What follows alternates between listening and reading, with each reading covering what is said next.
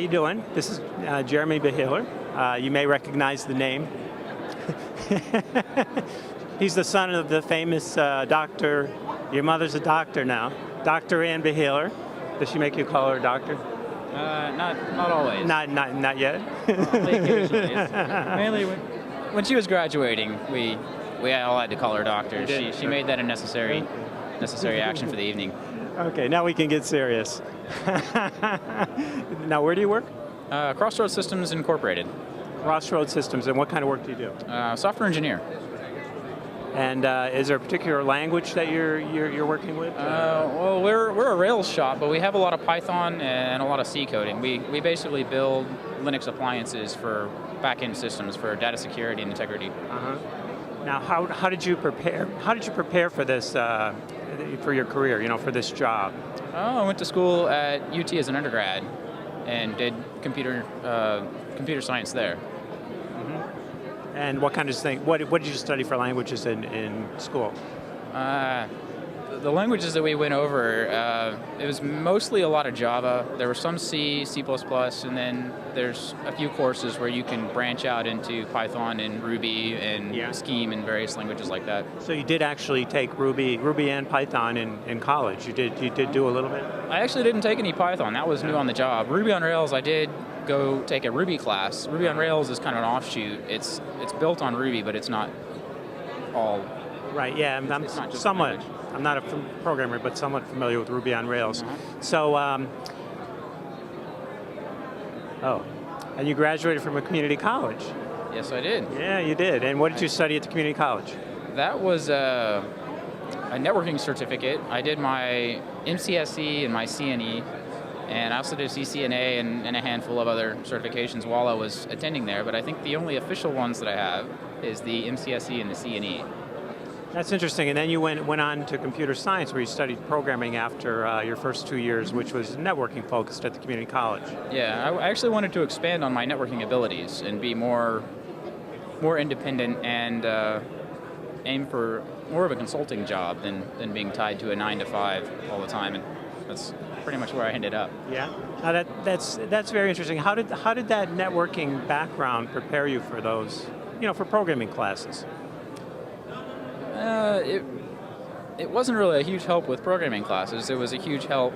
The programming was a huge help for networking. I mean, that's one of the reasons that I went to do computer science, was to help build my networking skills versus the other way around. Uh-huh.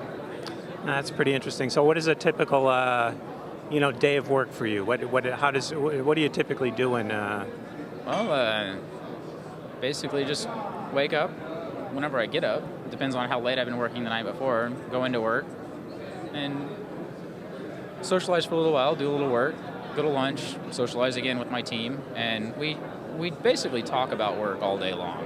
So you're doing programming? I mean, is that you're writing code? Yeah. Yeah. And do you have flex time? Is your job you have some flexible hours? It's pretty flexible. Yeah. It's mainly the managers. The managers there are mainly worried about just getting the work done. They really don't care when you do it or how you do it, as long as you're actually doing it. So you enjoying it? You like it? Yeah, no, having a really good time. Most of the people are in the office from 9 to 5, so I ended up being in the office from about 9 to 5, and then heading out within a couple hours of that, depending.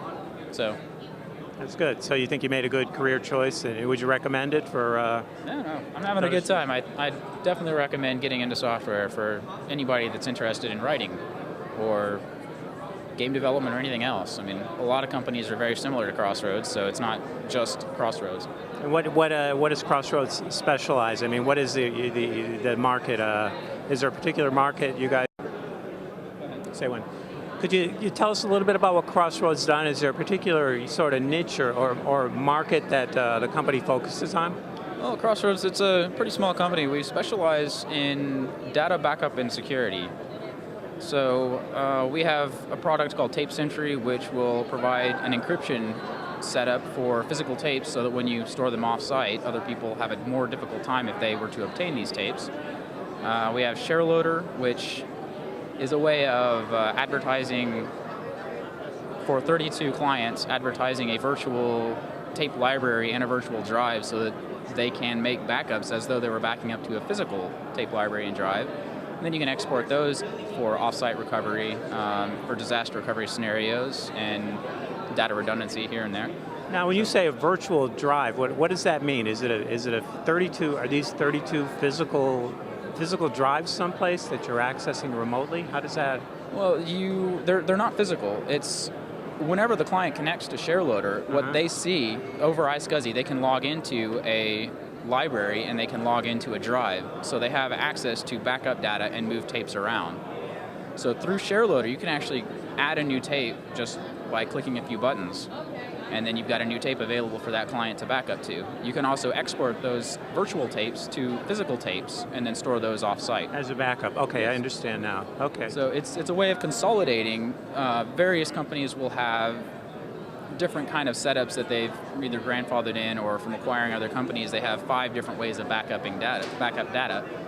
And this provides a way for consolidation of all of the physical libraries that they have into one library so that everything can back up virtually to their own libraries, and then you can export those to physical tapes and store them off-site. That sounds great. If that makes sense. Very interesting. So how long did it take you to learn the business, the business side of this? I've been there for a year and a half, and I'm just a code monkey. I don't really do a whole lot of the business side of things, but I do understand what the products do. Right, exactly. That's what I meant. Okay. Understanding the application, I guess, the business application. It took a little while, and my networking background did help a lot with learning the ins and the outs of the various products that ShareLoader, or the various products that Crossroads does offer. And I'd probably say about 6 months to get me up to speed. Yeah. And to learn all the ins and outs of the various projects. When I first started, I am getting passed around I go from Tape Sentry to ShareLoader to another product is a Read Verify appliance, an RVA. And they're all very neat, and they're all very special. I mean, they have specialized functions, and it's interesting learning the different products there. Oh, that's great. Sounds like a great job. Well, thank you, Jeremy. Really appreciate you taking the time to talk to us. Appreciate it. And good luck. It sounds like you got a great career ahead of you. So. All right, thank you. Thank you.